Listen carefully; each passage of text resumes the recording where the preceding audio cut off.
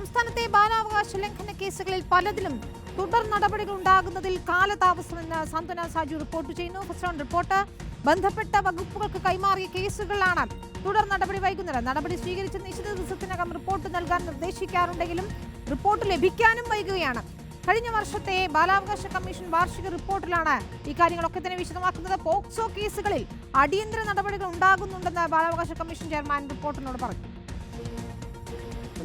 നാച്ചുറലുള്ള ഒരു ഉത്തരവുകളാവുമ്പോൾ അതിന് ഗവൺമെൻറ്റിന് നിർബന്ധപൂർവം ഹൈക്കോടതി വിധിയെ പോലെ നടപ്പിലാക്കേണ്ട ഒന്നല്ല. പക്ഷേ എങ്കിൽ പോലും അതിൽ പരിശോധിച്ച് നടപ്പിലാക്കാൻ കഴിയുന്നവ നടപ്പിലാക്കേണ്ടത് തന്നെയാണ് എന്നുള്ളത് തന്നെയാണ് കമ്മീഷൻ്റെ അഭിപ്രായം.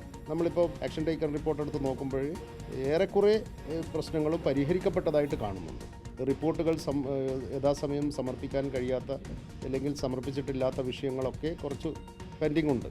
അല്ലാത്ത നിലയിൽ ദിവസേന പരമാവധി കേസുകൾ ഞങ്ങൾ ഡിസ്പോസ് ചെയ്ത് പോകുന്നുണ്ട്. മറ്റൊന്ന്, ഈ ഇത്തരം കേസുകളിൽ പലപ്പോഴും കുട്ടി എന്ന് പറയുന്നത് നാളെ കുട്ടിയല്ലാതായി തീരുമെങ്കിൽ പോലും നമ്മുടെ സിസ്റ്റത്തിന് അതിൻ്റേതായ ഒരു ഡിലേ പൊതുവേ ഉണ്ടല്ലോ. വളരെ അടിയന്തരമായി സ്വീകരിക്കേണ്ട നടപടികൾ സ്വീകരിക്കേണ്ട കേസുകളുണ്ടെങ്കിൽ വളരെ പെട്ടെന്ന് തന്നെ ഇടപെടാൻ ശ്രമിക്കാറുണ്ട്. അല്ലാത്തത് മാത്രമേ അങ്ങനെ പെൻഡിങ് വരാറുള്ളൂ. സാന്ത്വന സാജു ആണ് ചേരുന്നത്. സാന്ത്വന, ഇതിലിപ്പോൾ തുടർ നടപടികൾ കേസിന്റെ വൈകും, നീതി ലഭിക്കുന്നത് വൈകാൻ ഇടയാക്കുമെന്നതാണ് ഇതിന്റെ പ്രശ്നമെന്ന് മനസ്സിലാക്കുന്നു അല്ലേ? ഒപ്പം ഈ തുടർ നടപടികൾ ഉണ്ടാകുന്നതിലെ കാലതാമസം അത് വലിയ രീതിയിൽ ഈ കുട്ടികളെ ബാധിക്കുകയും ചെയ്യും. അതിന്റെ തുടർ നടപടികൾക്ക് കാലതാമസം നേരിടുമ്പോൾ അവിനിത, ഈ ബാലാവകാശ ലംഘനങ്ങളുമായി ബന്ധപ്പെട്ട നിരവധി കേസുകൾ തന്നെയാണ് ബാലാവകാശ കമ്മീഷന് മുൻപിൽ ഓരോ ദിവസവും എത്താറുള്ളത്, അല്ലെങ്കിൽ ഓരോ വർഷവും എത്താറുള്ളത്. ഈ കേസുകളൊക്കെ തന്നെയും ബാലാവകാശ കമ്മീഷൻ പരിശോധിച്ച ശേഷം തുടർ നടപടികൾ വേണ്ട കേസുകളാണെങ്കിൽ അതത് വകുപ്പിന് കൈമാറുകയാണ് ചെയ്യാറുള്ളത്. അന്വേഷിച്ച് റിപ്പോർട്ട് സമർപ്പിക്കുക അല്ലെങ്കിൽ നടപടി സ്വീകരിക്കുക എന്ന രീതിയിൽ അവർക്ക് കൈമാറുകയാണ് ചെയ്യാറുള്ളത്.